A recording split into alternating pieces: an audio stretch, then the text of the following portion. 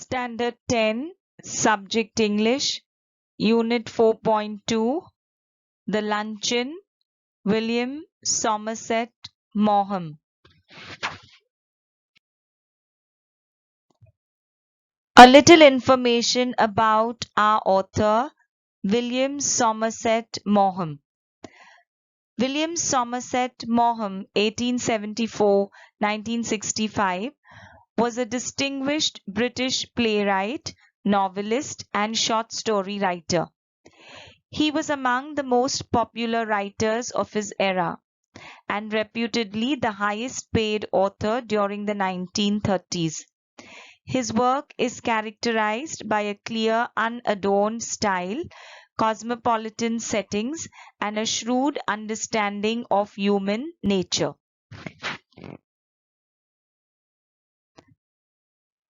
Let us read and understand the explanation of the lesson, The Luncheon. A most delightfully humorous narrative, The Luncheon is a slice of life story about Maugham's luncheon date proposed to him by a woman who he hopes is a supporter of his art. I caught sight of her at the play, and in answer to a call I went over during the interval and sat down beside her. It was long since I had last seen her, and if someone had not mentioned her name, I hardly think I would have recognized her. She addressed me brightly. "Well, it's many years since we first met. How time flies! We are none of us getting any younger. Do you remember the first time I saw you? You asked me to luncheon. Did I remember? It was 20 years ago, and I was living in Paris. I had a tiny apartment, and I was earning barely enough money. She had read a book of mine and had written to me about it. I answered, thanking her, and presently I received from her another letter saying she was passing through Paris and would like to have a chat with me. But her time was limited, and the only free moment she had was on the following Thursday. And would I give her a little luncheon at Foyot's afterwards? Foyot's is a restaurant, and it was so far beyond my means that I had never even thought of going there. I had 80 francs, gold francs, to last me the rest of the month, and a modest luncheon should not cost more than 15. If I cut out coffee for the next 2 weeks, I could manage well enough. I answered that I would meet my friend at Foyot's on Thursday at 12:30. She was in appearance imposing rather than attractive, and she gave me the impression of having more teeth, white and large, and even than were necessary for any practical purpose. She was talkative, but since she seemed to want to talk about me, I was prepared to be an attentive listener. The difficult words and phrases in this passage, modest, small, or moderate, the phrase far beyond one's means, not affordable, luncheon, a formal lunch, imposing, impressive to look at, or making a strong impression. Here in this paragraph, the writer tells us that he saw this woman at a play, and in answer to a call, he went over during the interval and sat down beside her. It was long since he had last seen her, and if someone had not mentioned her name, he would have not recognized her. The woman addressed him brightly, saying that it has been many years since they first met and that time has gone by. We are none of us getting any younger. She asked the writer whether he remembered the first time he saw her, and he had asked her to luncheon. The author wondered whether he really remembered it. It was 20 years ago. The writer was living in Paris in a tiny apartment and was earning barely enough money. The woman had read the writer's book and had written to him about her views on the book. The writer thanked her for the views that she gave him. Another letter was posted by the woman saying that she was passing through Paris and would like to have a chat with the writer, but her time was very limited and the only free time she had was the following Thursday. And she would like him to give her a little luncheon at Foyot's. Foyot's was a restaurant far beyond the writer's means. It was not affordable for the writer. The writer had never even thought of going there. At this restaurant, only French senators or rich people went to dine over there. The author had 80 francs, gold francs, to last him the rest of the month. So he felt that a modest luncheon, a small or a moderate luncheon, a formal lunch, should not cost him more than 15 francs. If he cut out coffee for the next 2 weeks, he would be able to manage well. He replied to the woman that he would meet her at Foyot's on Thursday at 12:30. The woman was in appearance imposing. The meaning of imposing is impressive to look at or making a strong impression. So she was imposing rather than attractive. She gave the writer the impression of having more teeth, white and large. She was also very talkative, but she seemed to talk to the writer about his book, and the author was prepared to be an attentive listener. I was startled when the menu was brought, for the prices were a great deal higher than I had thought. But she reassured me. I never eat anything for luncheon, she said. Oh, don't say that, I answered generously. I never eat more than one thing. I think people eat far too much nowadays. A little fish, perhaps. I wonder if they have any salmon. Well, it was early in the year for salmon and it was not on the menu. But I asked the waiter if there was any. Yes, a beautiful salmon had just come in. It was the first they had had. I ordered it for my guest. The waiter asked her if she would have something while it was being cooked. No, she answered. I never eat more than one thing, unless you had a little caviar. I never mind caviar. I knew I could not afford caviar, but I could not very well tell her that. For myself, I chose the cheapest dish on the menu, and that was a mutton chop. I think you are unwise to eat meat, she said. I don't believe in overloading my stomach. She ate the caviar and she ate the salmon. She talked gaily of art and literature and music, but I wondered what the bill would come to. When the mutton chop arrived, she took me quite seriously to task. I see that you are in the habit of eating a heavy luncheon. I'm sure it's a mistake. Why don't you follow my example and just eat one thing? Here in this paragraph, the writer was startled. The meaning of startled is feeling or showing sudden shock or alarm. He was startled when the menu was brought because the prices of all the dishes were quite high. But the woman reassured the writer that he wouldn't have to pay much for the lunch as she never eats anything for luncheon. So this line, there is irony in it. We come to know that the woman says that she doesn't eat anything for lunch. She never eats more than one thing for lunch, but she ordered for salmon as well as caviar, and she ate the two dishes, that is the salmon and the caviar. When the woman said that she never eats anything for luncheon, the writer generously answered that she shouldn't say so. Then the woman answered that she doesn't eat more than one thing and that people nowadays eat far too much. She told the writer that she would like to have a little fish and wondered if they had salmon. It was early in the year for salmon and it was not in the menu, but the writer asked the waiter if they had the salmon, and the waiter tells the writer that a beautiful salmon had just come in and it was the first they had had. The writer ordered the fish for his guest. The waiter then asked the woman if she would like to have something while it was being cooked.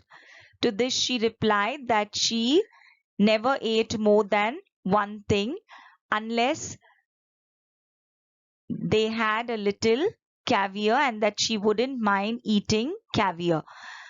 Caviar is the eggs of various large fish considered to be a delicacy. The writer knew that he could not afford caviar, but he could not tell this to his guest. For himself, he chose the cheapest dish on the menu, and that cheapest dish was a mutton chop. As soon as he ordered the mutton chop, the woman tells the writer that it was unwise for him to eat meat and that she doesn't believe in overloading her stomach. Here again, there is irony and there is humor to it. She tells the writer that it was unwise for him to eat meat and that probably he was overloading his stomach. He was having a heavy lunch, whereas she ate all the caviar and the salmon. And she talked gaily about art, literature, and music. The writer wondered what the bill would come to because the woman had ordered caviar and he knew that he would not be able to afford it. So he was worried what the bill would be. When his dish, that is the mutton chop, arrived, the guest took him quite seriously to task. And she tells him that he is in the habit of eating heavy luncheon and that it's a mistake. He should follow her example and just eat one thing.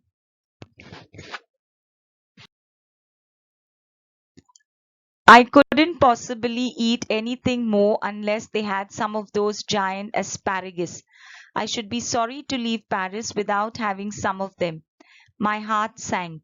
I had seen them in the shops and I knew that they were horribly expensive. My mouth had often watered at the sight of them. I am not in the least hungry, my guest sighed. But if you insist, I don't mind having some asparagus. I ordered them. Aren't you going to have any? No, I never eat asparagus. We waited for the asparagus to be cooked.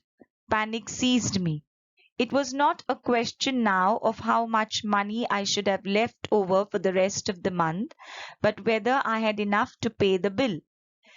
It would be mortifying to find myself 10 francs short and be obliged to borrow from my guest. I knew exactly how much I had, and if the bill came to more, I made up my mind that I would put my hand in my pocket and with a dramatic cry start up and say it had been picked. Of course, it would be awkward if she had not money enough either to pay the bill. Then the only thing would be to leave my watch and say I would come back and pay later. The asparagus appeared. I watched her thrust them down her throat in large mouthfuls. At last she finished. Here in this paragraph, the guest tells the writer that she couldn't possibly eat anything more unless they had some giant asparagus. Asparagus, a tall plant of the lily family with fine feathery foliage cultivated for its edible shoots. Its shoots are eaten.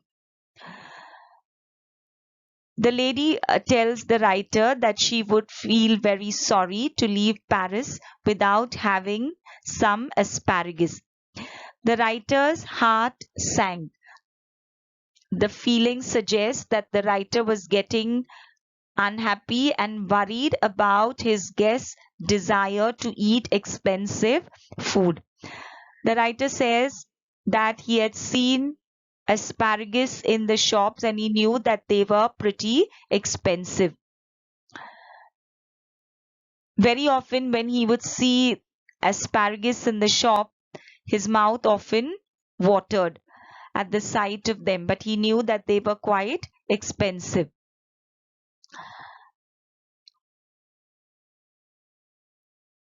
The guest tells the writer that she is not at all hungry, but if he insists, she doesn't mind having some asparagus. So the writer ordered it for his guest. The woman, that is the guest, asked the writer whether he would like to have some, to which the writer says that he never eats asparagus. While they waited for the asparagus to be cooked, the writer turned panicky. He panicked because it was not a question of how much money he should have for the rest of the month, but whether he would have enough money to pay the bill. The writer says that he would feel ashamed or embarrassed if he had 10 francs short and then he would be obliged to borrow from his guest in order to pay the bill. The writer then made up his mind that if he would not have enough money to pay the bill, or if the bill would come to more than the amount that he had with him, he would put his hand in his pocket and then, with a dramatic cry, start up and say that his pocket has been picked. It would be quite awkward if his guest would have no money either to pay the bill. Then the only thing left for the writer would be to leave his watch and say that he would come back and pay the bill later. When the asparagus appeared, the writer watched his guest thrust it down her throat in large mouthfuls, like she ate it quite greedily. Coffee, I said. Yes, just an ice cream and coffee, she answered. I was past caring now, so I ordered coffee for myself and an ice cream and coffee for her. You know, there's one thing I thoroughly believe in, she said as she ate the ice cream. One should always get up from a meal feeling one could eat a little more. Are you still hungry? I asked faintly. Oh no, I am not hungry. You see, I don't eat luncheon. I have a cup of coffee in the morning and then dinner. But I never eat more than one thing for luncheon. I was speaking for you. Oh, I see. Then a terrible thing happened. While we were waiting for the coffee, the head waiter came up to us bearing a large basket full of huge peaches. But surely peaches were not in season then. Lord knew what they cost. I knew a little later, for my guest, going on with a conversation, absent-mindedly took one. You see, you have filled your stomach with a lot of meat, my one miserable little chop, and you can't eat any more. But I have just had a snack and I shall enjoy a peach. Here in this paragraph, the writer asks his guest whether she would have coffee. His guest tells him that she would like to have an ice cream and coffee. The writer was past caring now. Why does he feel this way? He was worried from the beginning that he would not be able to pay the bill. To add to that, his guest had ordered some of the most expensive items on the menu. She ordered for salmon, caviar, asparagus. And now, when the writer asked her whether she would have coffee, she demanded ice cream and coffee. So the writer says that he has given up all hopes of being able to pay the bill, and therefore he says this line, I was past caring now. The writer ordered coffee for himself, and as his guest had replied that she wants ice cream and coffee, he ordered one for her. Then she tells the writer that she thoroughly believes that one should always get up from a meal feeling one could eat a little more. The writer asked her faintly whether she was still hungry. To this, the guest replied that no, she is not hungry. She doesn't eat luncheon. She just has a cup of coffee in the morning and then dinner. She never eats more than one thing for luncheon. So here she tries to tell the writer that she is a light eater. She hardly eats anything during the day. Here again, there is irony in this line because we know that the guest orders 6 different items for luncheon. Then a terrible thing happened. While they were waiting for the coffee, the head waiter came up to them bearing a large basket full of huge peaches. Peaches were not in season then. The writer felt that God knows what the cost of those peaches would be. He came to know about the cost only later when he had to pay the bill. The guest, while she was conversing with the writer, absent-mindedly took one peach, and she tells the writer that he has filled his stomach with a lot of meat. We know that the writer had just ordered one little mutton chop. Here again, this line, you have filled your stomach with a lot of meat. It means that you have eaten a lot. She tells the writer that he has eaten a heavy lunch. And we know she also tells him that he should follow her example of eating only one thing.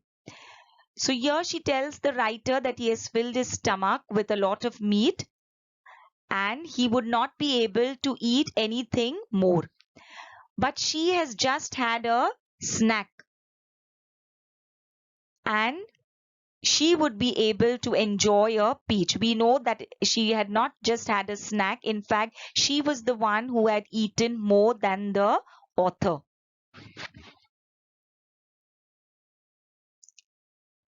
The bill came, and when I paid it, I found that I had only enough for a quite inadequate tip.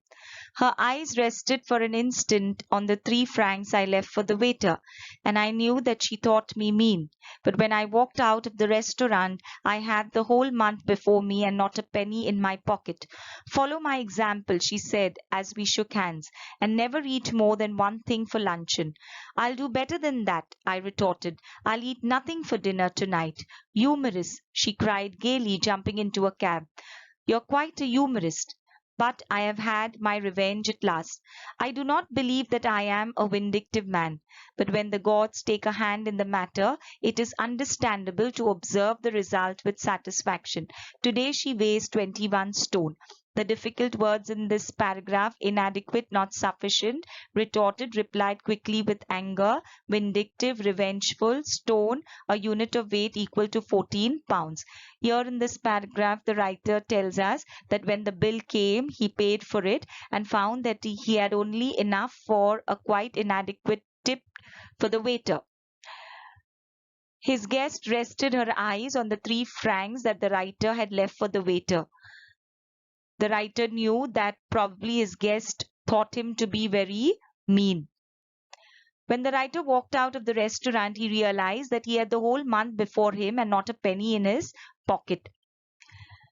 The writer's guest, that is the woman, then tells the writer that he should follow her example and never eat more than one thing for luncheon. Here again, there is irony and humor. She tells the writer to follow her example by not eating more than one thing, but in fact, she ate the maximum. She ate more than the writer. The writer then retorted angrily. He replied quickly with anger that he would not eat anything for dinner that night. The woman cried gaily, calling the writer a humorist. She tells him that he was quite a humorist. 20 years later, when the writer meets his guest, he finds her very, very fat, weighing 21 stone. Stone, a unit of weight equal to 14 pounds. When the writer looks at his guest 20 years later, he feels that he has had his revenge at last. He says that he is not a vindictive man.